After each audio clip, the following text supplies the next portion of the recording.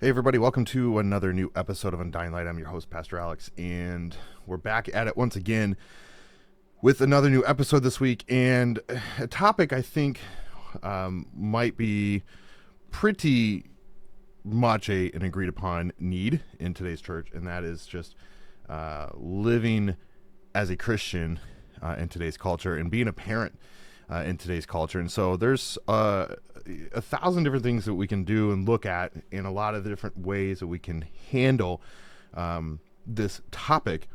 And I want to be very careful and delicate, obviously, because, as we've numerous types of Christians and, coming from various functions, whether you're Catholic, Orthodox, Protestant, and various groups of Protestants in there, I want to hopefully find a good cohesive path down the middle in this chaotic world. And today's episode, and really, Wednesdays, I want to dedicate to topics relating to Christian ethics, Christian livings in this chaotic world. And so we're going to look at mostly from a parental perspective because, I myself am a father, and me and my wife have two kids.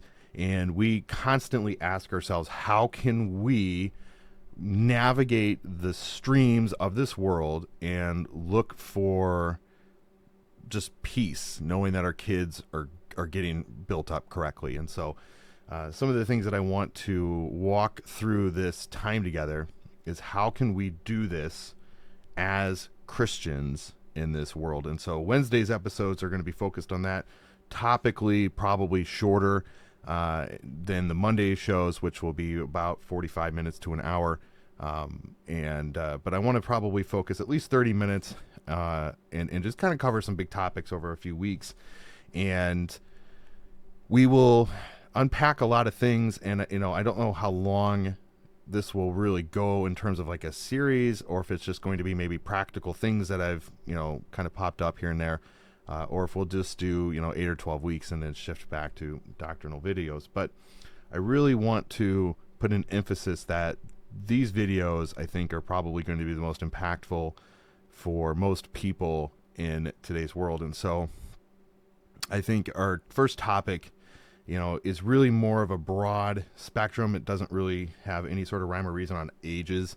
But I want to focus on the digital age and living as a Christian in this confines. Like, how can you navigate this world with children and social media and screen time and all this, especially when we are fighting, if you would, for attention. When the Christian is battling against the enemy in the world for attention on getting, the kids the right amount of education while balancing them with still having friends without feeling or making them feel like outsiders.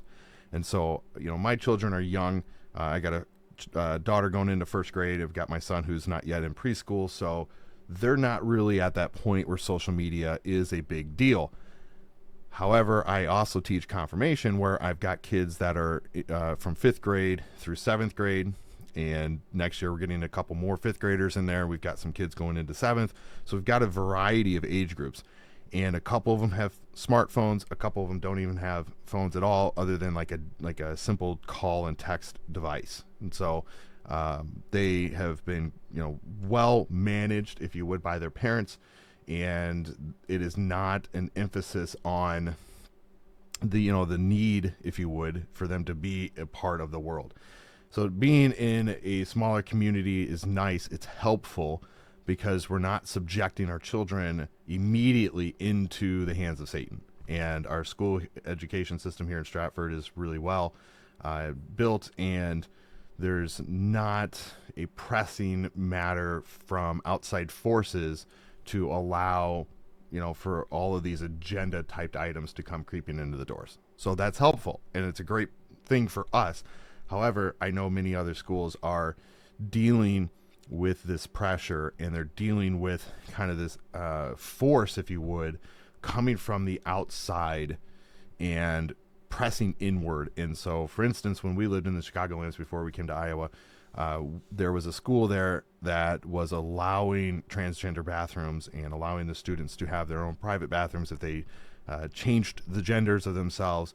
And the schools at junior high and high school age, so you're talking kids that are 12 years old, give or take, up through 16, 17 years old, and you're empowering them to change their identity and change their gender, and then providing them a bathroom by which they can go in.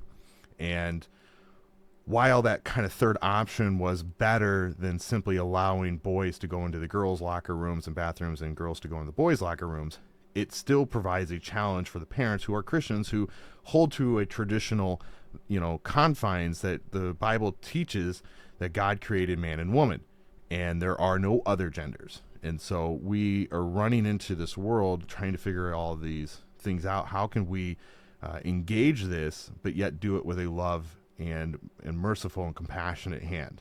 And so thankfully, so far, Iowa has yet to really have such a outside enforcement pressing in, but yet the world is still crouching, and it's still coming. The storm is brewing, and I think it's only a matter of time before a lot of the more conservative states feel this pressure even higher. And I think that comes from a lot of different levels in terms of not just the agendas, but also the influences on social media and things like that, because I think they're all interconnected. When you start to give kids the empowerment to be on social media, whether it's Facebook, Twitter, or X, whatever you want to call it, Instagram, TikTok is a big thing, and or Twitch or any of these other platforms, you are feeding them influences from outside of your control, outside of your community, outside of your local church, outside of your your state. You're feeding them influences by forces beyond our capability of controlling. And for instance, we've known this for a long time, that on TikTok, the algorithms are designed to essentially dumb down the people watching it, because all they do is show essentially stupid comedy and funny videos, things that are not going to benefit us at all.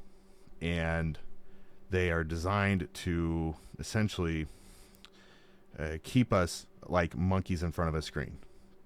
They are entertainment driven. They are, comedy driven. They are dance focused. They are things that will not do us any good in life whatsoever. And so these algorithms, because they're, written by a country, outside of the United States, we know that TikTok comes from China, but we know that these algorithms are written for the American population, and really for all of the people in the West, to enforce this ideology of dumbness. And it keeps us from self-education. So what's interesting is if you look at the algorithms that they have for the West versus the algorithms that they have for China, the difference is staggering. In China, the algorithms are driven towards education and helping the children and the people there look for ways to use this platform to better themselves and to and push kind of their intellectual premises even further. And here in the West, it's driven towards keeping us essentially in this like dopamine high, and we have to keep chasing this high, otherwise we kind of have withdrawals and kind of get scratchy and itchy, if you would. And so it's frustrating because these platforms are readily available and everybody has it, and all of your friends, all of the kids' friends have TikTok platforms, and did you see my latest video, or did you see this, or did you see that? And it's frustrating because this is what these generations are coming into. Now, I might date myself a little bit. I wouldn't say I'm terribly old, but I'm old enough. When I was growing up, obviously we didn't have smartphones. We didn't have cell phones. We had house phones, and we had dial-up internet barely. I think my parents finally got dial-up internet when I was in like junior high, so it was not, something I had as a kid. And even when you had dial-up internet, we still had some of those forces that were pushing in on us, and it became, much more obvious when DSL and broadband internets and like now we have fiber. I have gigabyte fiber into my house from the telephone co-op, and here I am streaming on this 4K camera, and I've got, wireless internet throughout all my house. My kids, can get access to the internet anywhere they go. However, we, monitor everything that they do. And we don't give them smartphones or anything like that. My daughter has a tablet for playing music, and she watches like 2 shows on it at dinner time. That's it. But our TV, all of that kind of stuff is wireless. Our music devices are wireless. My computer that I'm recording on is wireless. So, it's a different world today than it was 35 years ago, and 40 years ago, and 45 years ago, and even 20 years ago. And so a lot of the people who have young children are fighting something that they never had growing up. And that is this addiction to social media. And I would venture to say parents are just as guilty and exhibit that addiction to their children, allowing their children to become addicted as well. And we find ourselves more focused on scrolling through Facebook, scrolling through Instagram, scrolling through X or Twitter. I'm just going to call it Twitter. Elon changed it to X and blah, blah. It's Twitter. It's always been Twitter. It's always going to probably be Twitter, but and that's what most people familiarized themselves with it as. So they scroll through Twitter, they scroll through TikTok, they scroll through all of these platforms, and they waste hours chasing this, dopamine high. And then you watch like these influencers, and all of these influencers are getting paid millions of dollars to produce content. And it's creating this kind of dreamlike for these young children that if they do these dances, or if they produce content themselves, they can get out into the world and make millions of dollars themselves. And so the workforce has greatly dwindled because more people are trying to find alternative means to earn income by producing content and becoming influencers. And what I've found more often than not, it's always a select few that would rather, like, dare I say, sell their souls to the conglomerate corporations. And that's really how you're going to make the bank. Now, in the Christian scope, there's some Christian pages that are influencing or influencers, I should say, but they're not getting paid millions of dollars to produce content. They've only become influencers because they have made such an impact on communities around them. And, for many people who know me on social media, I'm primarily active on Instagram. And so people like, Nick Campbell from Christ is the Cure, and, or the youth pastor, those pages have become so-called influencers because they have just continuously produced content and have become, wrecking forces, if you would, within their own bubbles. But they're not getting paid millions of dollars like the dancing doo-wops on Instagram and whatnot, or the comedy pages or anything like that. And so the dream of making money is on Instagram or TikTok or whatever it may be, is about as slim as making it in professional sports. It's incredibly difficult, and most of the time it's never going to pan out the way you want it to. I remember 2 years ago, Instagram decided to release this program for all platforms. You had to have a business account, and it was basically like a reel bonus. So they were trying to promote the reels, those short, minute to 90-second videos, and they were promoting these heavily. And so they were getting all of these pages that you had to have so many followers, you had to have a business platform. And the more watches you would get on your reels, you would get these, bonuses. And so for like every 100 watches, you would get like 10 cents or whatever it was, or it was a penny, or I don't forget, whatever they paid you. But I would end up getting, 500,000 watches at the end of the month, and I'd get, $100.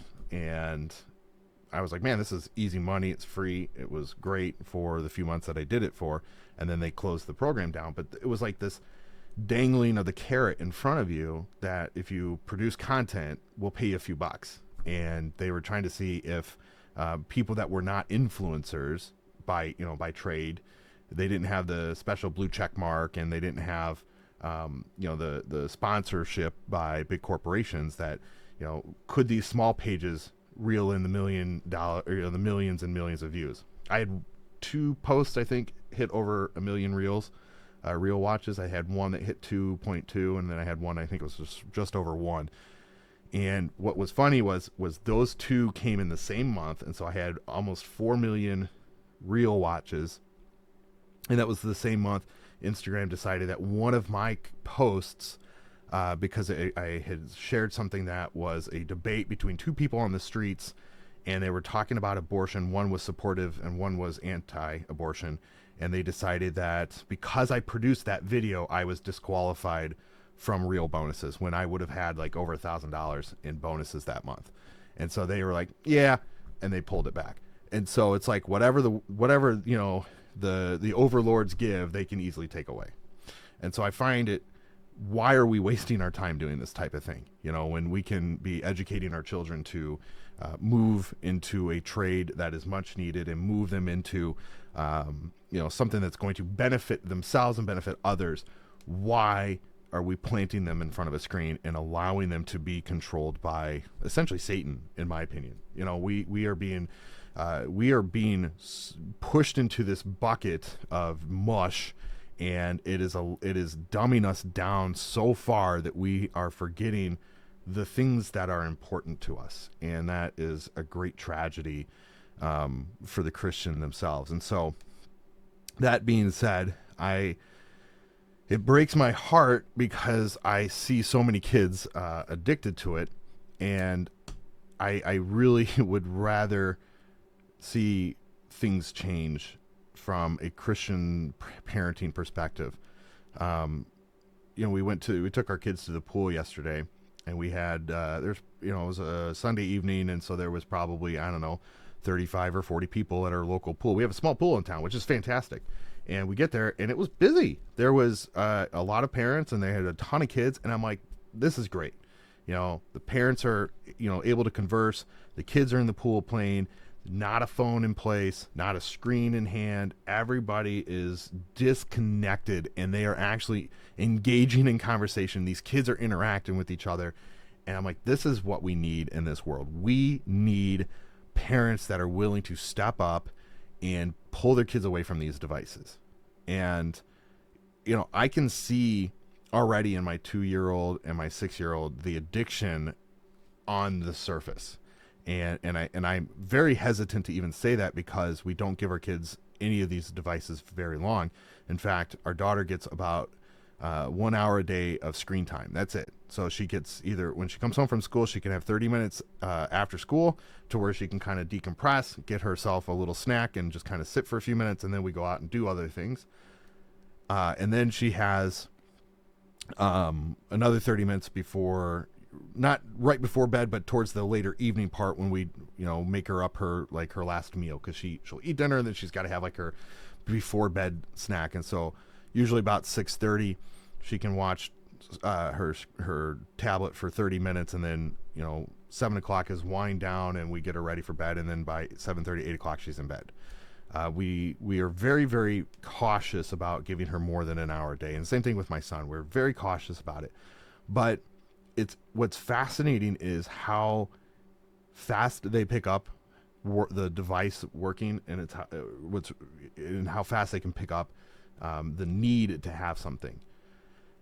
And I say that because if you watch things like CoComelon and then you like take it away from them, like they go ballistic, because CoComelon is driving this sort of inhibitor into them that they need this fix, and they need to watch these reels or these short clips, these short animated clips, because they flash and they happen so fast. And so it's almost like it's a hypnotizing manner by which they entice the child to watch more and more and more.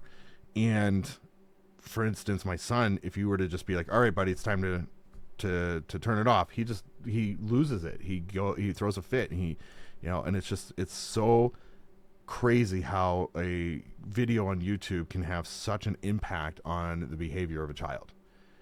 And it's scary that this is what we are fighting with today, because when I was a kid, we had our, television, my parents had cable or whatever it was, and you only got to watch what was on in the time slot that it was on, and maybe if a show was out of season, you'd get repeats of like older stuff, maybe. But if you liked a show, and you wanted to watch it, you had to watch it at the time that it was on. Otherwise, you didn't get to see it. There was no DVR. There was no, you might get lucky and catch a recap of it later, but there was none of this that we have today where you could just pick up, go to Disney, find your season, find your show, click it and go, or go to Hulu or, Discovery or whatever app you use. You can't, there wasn't that when I was a kid. So you watched it or you didn't, and that was life. And I remember, when we were kids, that you were outside 100% of the time. During the summer, during the warm days, you were gone. You were never in the house. In fact, I saw a video the other day, and it was breaking down some of this kind of the statistics of, today's parenting versus parenting in like the 80s and 90s. And one of the greatest contrasts I think they really developed was parenting today. Kids are so glued to phones and devices that you can't get them out of your house. And parenting in the, from really the early 2000s and before, it was the kids were gone so much that they would have to put an alert on the 10 o'clock news asking parents, do you know where your kids are? Because parents would literally forget that they had kids in the evening because they were never home. They were off with their friends and they were outside doing all these other things.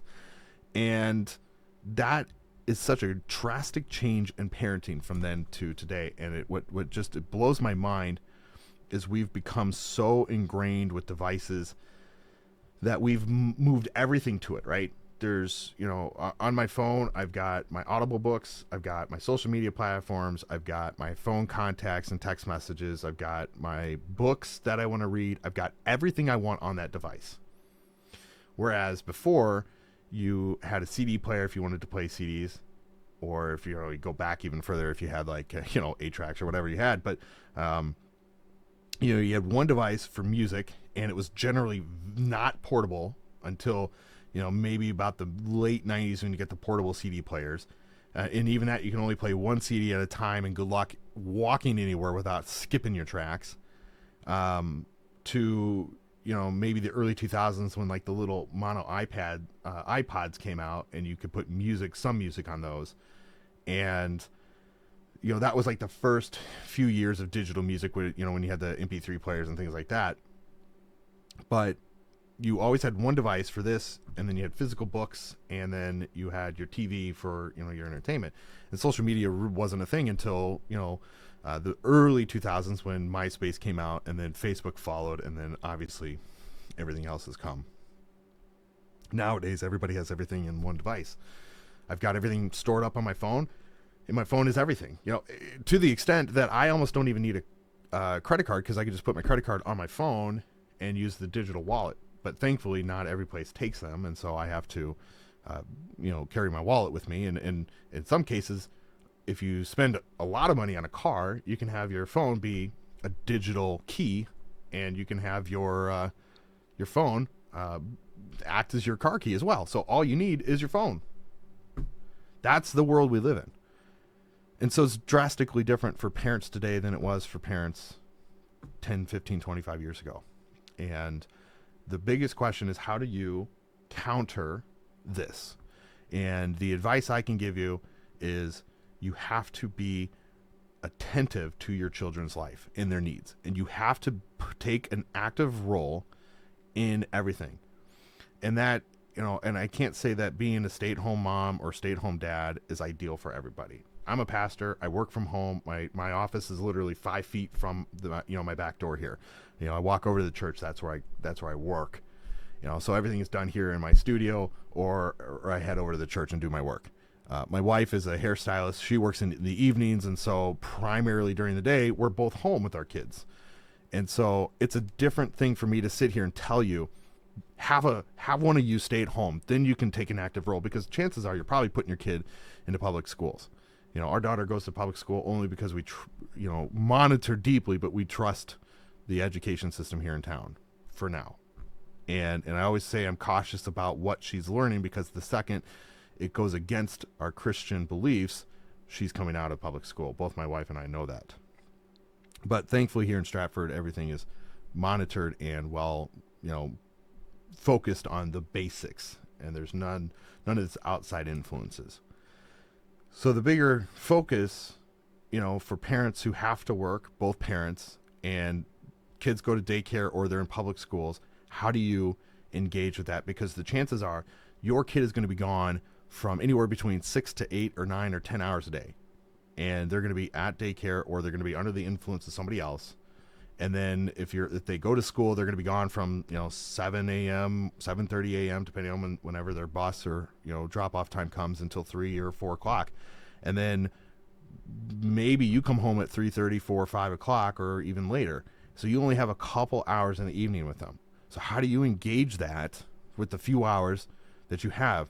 That you step in and be the parent when they have been getting taught this curriculum, by another source, another adult throughout the day. And that's the challenge we face as Christians. That's the challenge we face in this world, is how do we engage with our kids?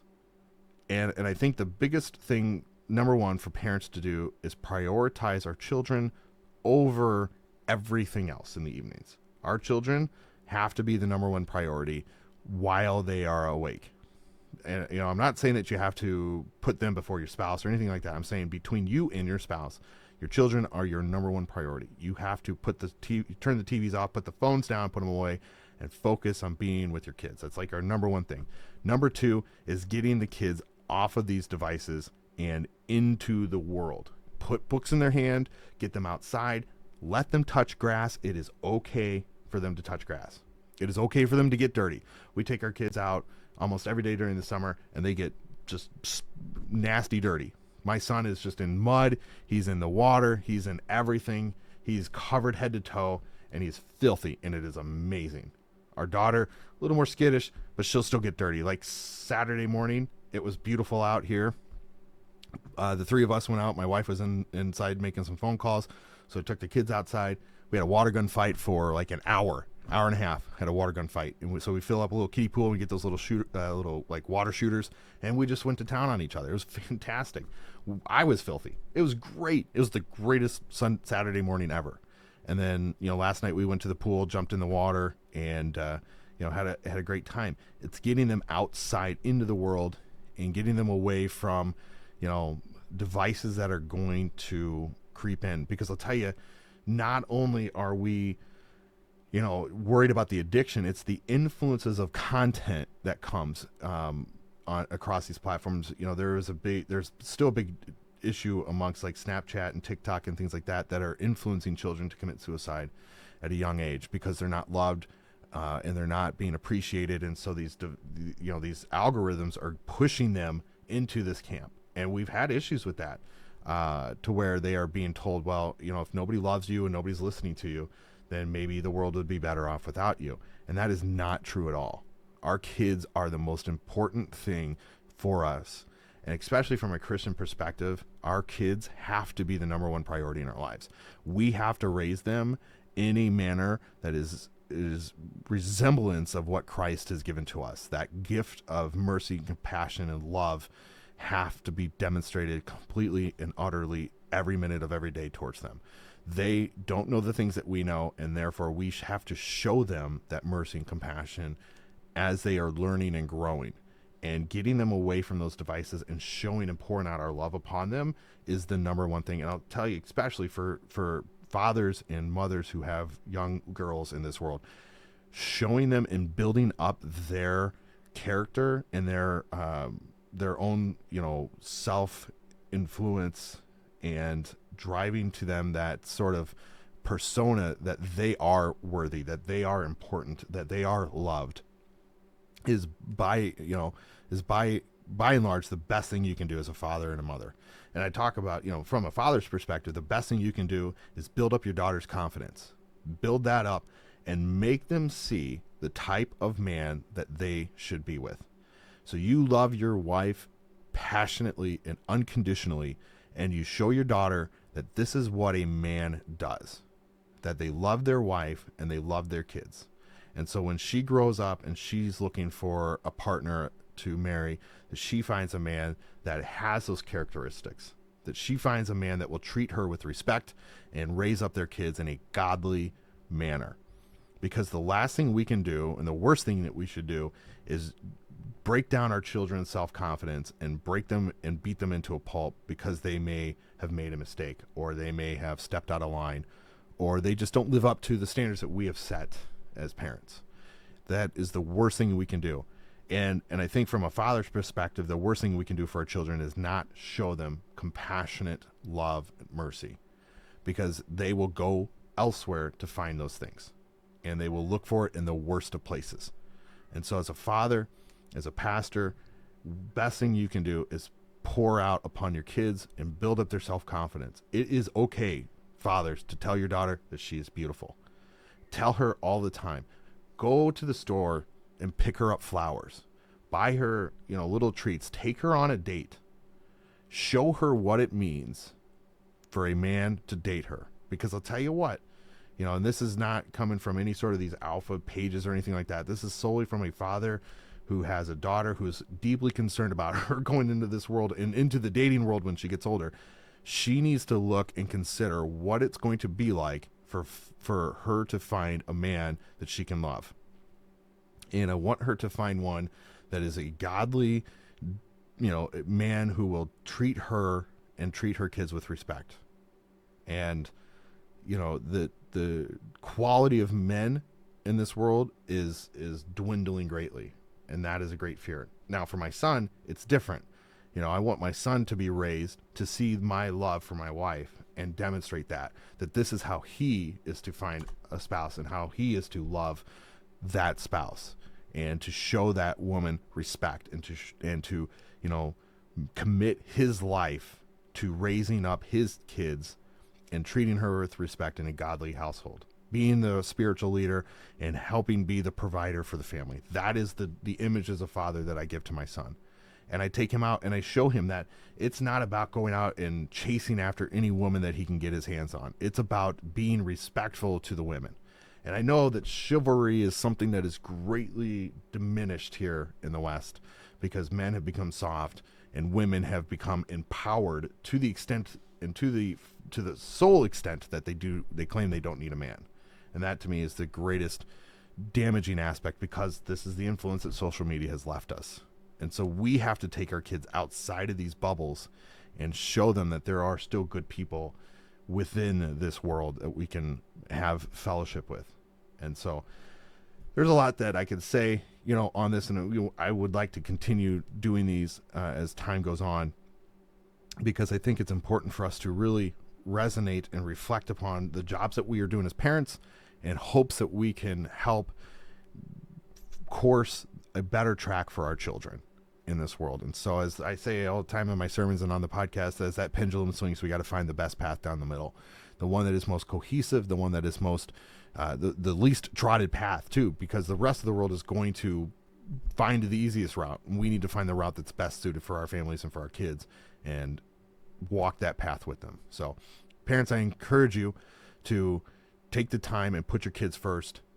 Get rid of the devices, put them aside, get off your smartphones, put those down, wait till your kids go to bed, but show them the love and mercy that you have been given by Christ, and pour that out upon them.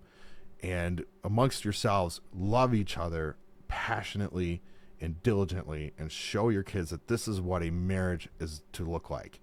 And let's come together and raise these kids and build up this generation together, as we are in desperate need of godly men and women to take, the next generation forward. So thanks for tuning in. Friday, we've got a guest on the show, and we talk about June and, the implications of walking in this sort of, modernistic perspective, and how can we as Christians deal with that, and how do we pour out our love and mercy upon those who have different sexual ideologies than ourselves. And those would be things that we'll talk about on the show, as well as we kind of help peruse this center path of parenting between the pendulum swinging. So thanks for tuning in again. Friday guest show. We have our Friday podcast dropping every on Matthew right now. We'll be finishing that up soon, and then we'll have the podcast form of Friday's YouTube video on Undying Light. And then next Monday, we'll be back with Genesis. So thanks for tuning in. Ladies and gentlemen, have a great week. God bless. We'll see you later.